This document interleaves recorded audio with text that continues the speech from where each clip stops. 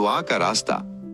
कासिम एक हिम्मत वाला लड़का था जो पहली बार अकेले गांव से शहर जा रहा था। रवानगी के वक्त उसकी अम्मी आमना ने उसके सर पर प्यार से हाथ रखा और नसीहत की, बेटा, सफर में अगर कभी रास्ता भूल जाओ या परेशान हो जाओ तो अल्लाह से दुआ मांगना, क्योंकि दुआ ही भटके हुए लोगों को रास्ता दिखाती है। कासिम ने अपनी अम्मी की बात पल्ले बांध ली। कासिम बस में सवार हुआ तो उसका दिल उम्मीदों से भरा हुआ था। खिड़की से बाहर लहलहाते खेत और पीछे छूटते हुए दरख्त उसे बहुत भले लग रहे थे। वो बार बार अपने बैग को छूता और सोचता कि शहर की जिंदगी कैसी होगी। इसे पूरा यकीन था कि ये सफर बहुत यादगार साबित होगा। अचानक एक जोरदार धमाका हुआ और बस हिचकोले खाती हुई रुक गई। ड्राइवर ने बताया कि इंजन में बड़ी खराबी हो गई है। जब कासिम बस से नीचे उतरा तो उसने देखा कि सूरज ढल रहा है और चारों तरफ सुनसान सड़क और घने दरख्त हैं। वहां दूर दूर तक कोई आबादी नजर नहीं आ रही थी।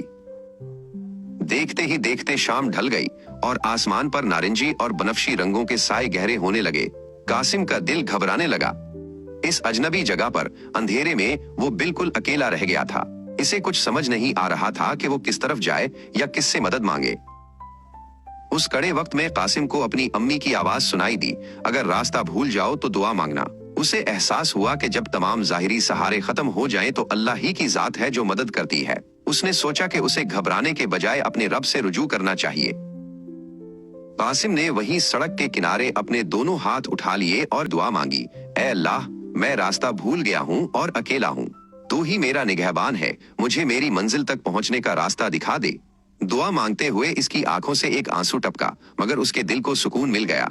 जैसे ही उसने दुआ खत्म की, उसकी नजर झाड़ियों के पीछे एक छोटी सी पगडंडी पर पड़ी। ये कच्चा रास्ता खेतों के दरमियान से गुजर रहा था। कासिम को महसूस हुआ जैसे उसके दिल में किसी ने डाल दिया हो कि यही रास्ता उसे मंजिल तक ले जाएगा। वो अल्लाह का नाम लेकर उस कच्चे रास्ते पर चल पड़ा। थोड़ी दूर जाने के बाद उसे एक मध्यम सी रोशनी दिखाई दी। वहां एक बूढ़े बुजुर्ग इलियास एक पुराना चिराग लिए खड़े थे। उनके चेहरे पर ऐसी नरमी थी कि कासिम का सारा डर खत्म हो गया।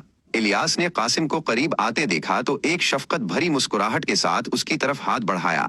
इलियास ने प्यार से कासिम के कंधे पर हाथ रखा और कहा, घबराओ नहीं बेटा, तुम बिल्कुल ठीक रास्ते पर आए हो। ये पगडंडी तुम्हें सीधा शहर की मरकजी सड़क तक ले जाएगी, जहां से तुम अपनी मंजिल पा लोगे। कासिम की हैरत की इंतहा न रही। अल्लाह ने एक अजनबी को उसका मददगार बनाकर भेज दिया था। कुछ ही देर में कासिम शहर की रोशन सड़कों पर पहुंच गया।